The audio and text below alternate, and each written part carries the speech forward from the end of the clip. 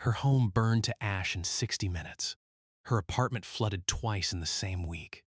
Her 17-year show came to an end, and the internet quietly decided she'd vanished.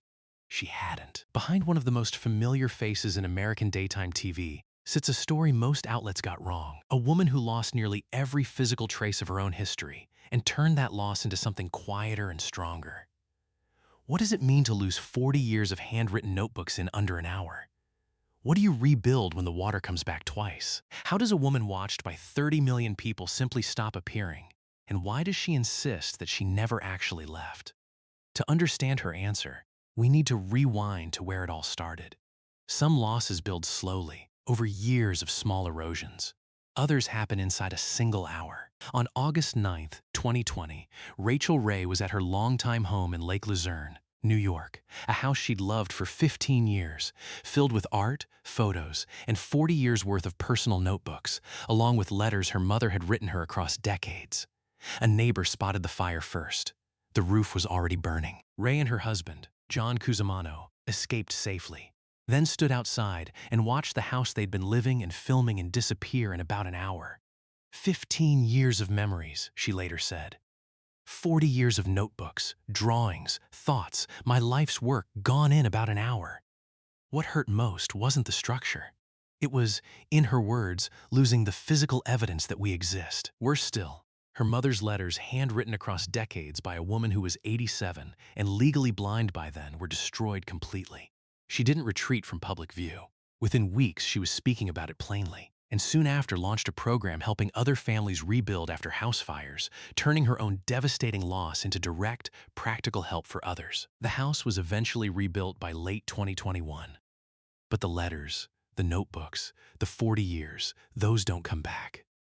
To understand why she handled it that way, quietly, practically, you have to go back further, to where she actually came from. Rachael Ray was born in 1968 in Glens Falls, New York, the middle child of a Louisiana-rooted father and a Sicilian-American mother who managed restaurants. Food wasn't decoration in that family. It was the primary language of love and survival. Her earliest memory, trying to copy her mother flipping something on a stove and burning her own thumb in the process. That instinct to jump in, not just watch, never left her. She grew up working, not wealthy, busying tables, managing a pub, absorbing kitchen rhythms long before cameras ever found her. In the late 90s, while working at a specialty food market in Albany, she noticed something the industry had missed. People weren't cooking, not because they didn't want to, but because they'd been convinced real cooking took too much time and skill. She didn't believe that, so she started teaching a class called 30-minute meals, real dinners, no fancy equipment, made in the time it takes to order takeout. A local news segment picked it up. The Food Network noticed. In 2002, at 33, with zero formal culinary training, she made her national debut, and it worked immediately because she wasn't performing expertise, she was cooking with people. More shows followed, more cookbooks, a magazine, a pet food line. Then, in 2006, her daytime talk show launched, and that's the moment everything scaled up. It ran 17 seasons, won 3 daytime Emmys, and at its peak reached roughly 30 million viewers. By 2023, the business she'd built from a single cooking class was worth an estimated $100 million. Then came the second wave of loss. While the Lake Luzerne house was still being rebuilt, her renovated New York City apartment took a direct hit from Hurricane Ida in September 2021. It took it out. She told People magazine afterward, every speaker, every seam, the fireplace, everything. Remediation crews, overwhelmed citywide, took a full week to even reach her building, and when they finally arrived, a ruptured pipe flooded the place a second time, spreading damage through 6 floors. 2 floods, 1 week, 1 apartment she'd just finished renovating. Most people would have posted something raw about it. She didn't. She talked about it the same practical way she talked about the fire, not as tragedy, just as something that happened and had to be dealt with. Her husband of nearly 2 decades, John Cusimano, stayed steady beside her through both disasters, one of the few things in those 2 years that neither burned nor flooded. Then, in 2023, came a decision nobody saw coming. Not a loss this time, but a choice. After 17 seasons and 3 Emmys, she ended her talk show on her own terms. "It's time for me to move on to the next chapter," she said simply. Her final episode aired in May 2023. She moved into Free Food Studios, her own production company, with A&E Networks taking a 50% stake, not an exit from the industry, but a repositioning inside it.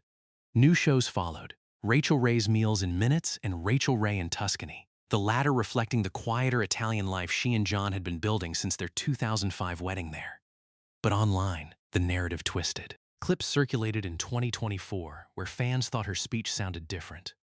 No doctor ever confirmed anything. No diagnosis was ever announced. What she actually said on her own podcast was that she'd had a couple of bad falls carrying wood at her country house, mentioned plainly, without alarm, and never expanded on publicly. When the podcast paused after 8 episodes, speculation grew louder. She later explained it was simply a production delay, not a personal one. By October 2025, she addressed it directly, in her own voice. No publicist required.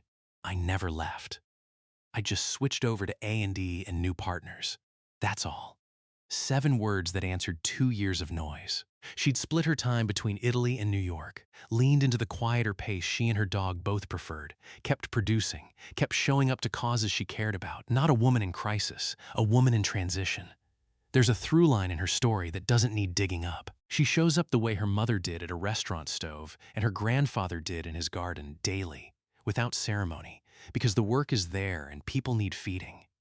She's 57 now, still married to John after 2 decades, still cooking, still producing, still choosing Tuscany's quiet over the noise that once surrounded her 17-year show. She lost a house, a marriage-tested apartment, a legacy show, and gained a company, a new partnership, and the freedom to define what showing up looks like next. She never asked anyone for sympathy. She just kept going. If Rachael Ray ever got you through a rough morning, tell us the recipe or the moment that stuck with you. And if this story moved you, subscribe for more of the real stories behind the faces we grew up watching.